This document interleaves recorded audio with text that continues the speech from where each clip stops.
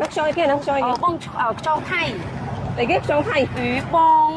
ចងសាច់ល្អគាត់តែឈ្មោះវាអញ្ចឹងតាបង ไอ้จะไม่ให้ช่องไทยได้จ้ะ ជាមិនគេហៅមកអញ្ចឹងបង មើលខ្យងឈ្មោះខ្យងថៃឯងទៅធ្វើម៉េច ผมเคลื่อนซีได้ អូយអានេះវាមិននាំចូលពីថៃណាវាបឹងតមោកនេះតើ ចាហ្នឹងហើយបង ក៏ឈ្មោះខ្យងថៃ ไม่ให้ช่องไทยให้ช่องแต่ไทย បើគេឲ្យបដូរវិតាមកខ្យងថៃចឹងហី โดยตาก็เตอร์สอบชุดผมใจหรือมั้งผมใจไทย អញ្ចឹងដូចពោតបារាំង ហ្នឹង អាហ្នឹងបារាំងយកមកដាំមែន សាច់ល្អ ដូចដើមអំពិលបារាំង ប្រាំងផ្សេងតែប៉ាន់ ដូចទៀតបារាំងអញ្ចឹង បង ពេញទេ អើ បាទជាផុតពូវាហ្មង អូយ ឈ្មោះក៏ស្អប់ នេះមិនជាតិនិយមនេះចូលជ្រុលនិយមនេះ តែជ្រុល អានេះក៏ខ្យងវាដើមមកហៅថាខ្យងអញ្ចឹង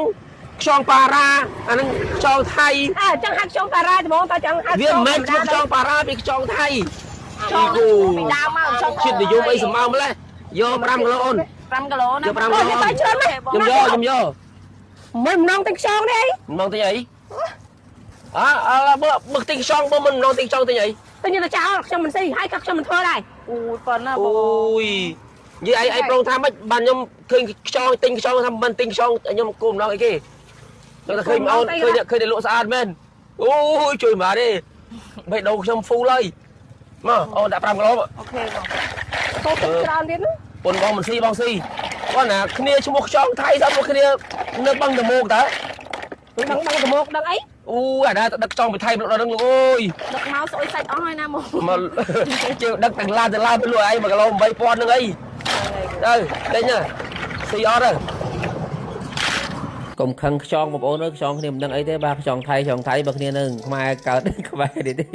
បឹងទៅមុខនេះអីបងប្អូនណាហើយនិយាយស្មោះត្រង់ខ្ញុំអត់ចំណាំទេនឹងណាមួយខ្យងបឹងខ្យងថៃខ្យងវៀតណាមខ្យងទលេខ្ញុំអត់ចំណាំទេប៉ុន្តែបើខ្យងស្រែស្វាយរៀងខ្ញុំស្គាល់ច្បាស់ហ្មងខ្ញុំកើតដឹងក្តីខ្ញុំស្គាល់បាទហើយនិយាយស្មោះត្រង់នេះខ្យងថៃខ្យងបឹងខ្យងអីមិនដឹងប៉ុន្តែឆ្ងាញ់មែនអាំងវាហើយទៅចាក់យកសាច់វាចេញឲ្យដោតជាមួយនឹងចង្កាក់អាំងម្ដងទៀតប្រឡាក់អំបិលម្ទេសអេមណាបងប្អូនអើយបាទជាមួយហ្គេនស្បឺកស្នូត្រជាក់ឲ្យទេសភាពវាលស្រែមានដើមហត់មានភ្នំថ្ងៃរៀបលិចអេមណាបងប្អូនអើយបាទសัตว์យំជិបជប់ហើយណាមួយយើងផឹកមួយប្រពន្ធយកអត់មានហានិភ័យ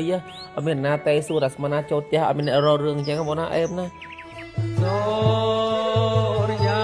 លិចហើយមិនឃើញអូនស្រី